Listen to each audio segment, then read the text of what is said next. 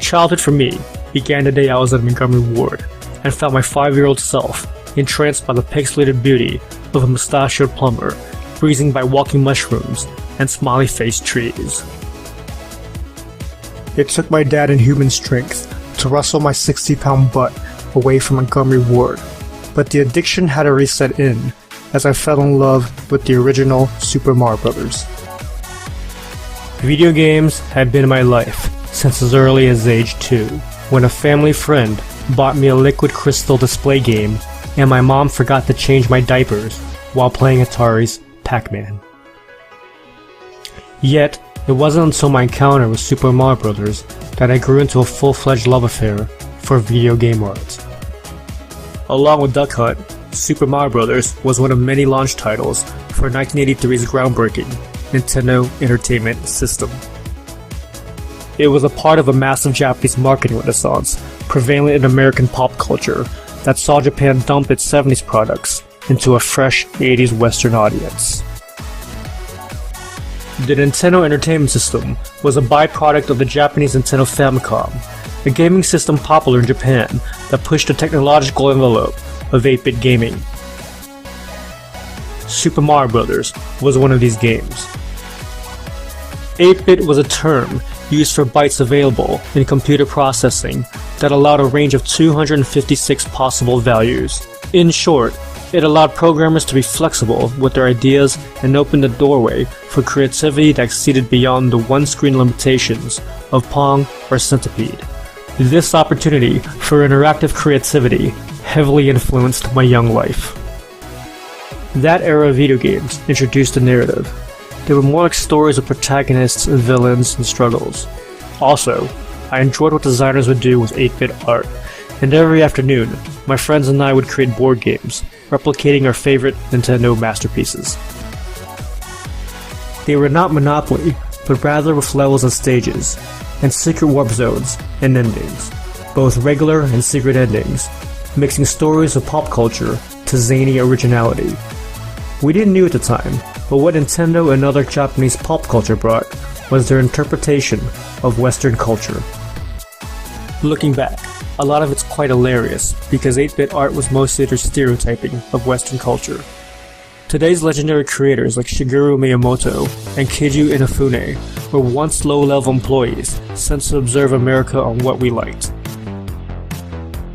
Donkey Kong was influenced by King Kong, Mega Man was Blade Runner, Metroid was Aliens, Contra was Rambo, and Mario was influenced by a caretaker at Nintendo of America's warehouse and a plumber fixing Miyamoto's sink one late 70s afternoon. Indeed, the only thing Japanese about Nintendo's 8-bit art was a distinct weirdness common with modern Japanese culture. It fell in line with their business plan of exporting games for Western audiences in mind. Of course, what it inadvertently did was create a new art movement, which took geek culture by storm. Whereas prior art movements focused on expression and representation, the 8-bit art movement fused form with function. To appreciate it, one had to be immersed in it, which required a mastery of video games or become an audience to someone who was. This limited its reach as an art form, but it made it unique among the privileged skilled who became part of a community that had its own jargon. Fans of that era are familiar with the so-called secret Konami code, up up down down, left right BA select start, which gave extra lives in games made by the Konami company. The terms boss and mini-boss, warp zone, and the infamous world -1 are 8-bit cultural slang familiar to an entire cult following. But what cemented my love for 8-bit video games was the fulfillment of completing the challenge, because unlike books and movies, this creative medium required practice and patience.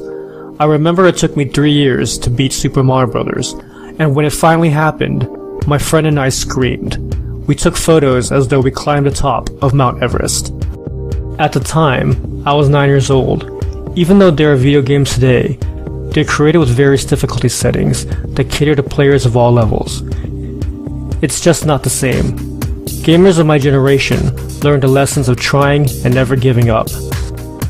There was no hand-holding. As the saying goes, there's hard and then there's NES hard. My friends and I beat a lot of near impossible to beat games that I still cannot believe, to this day, that I was able to beat them at such a young age. The evolution of the gaming art has also been affected by technological limitations. The 8-bit era was really about producing masterpieces with a restricted 256 combination palette. They also weren't well funded.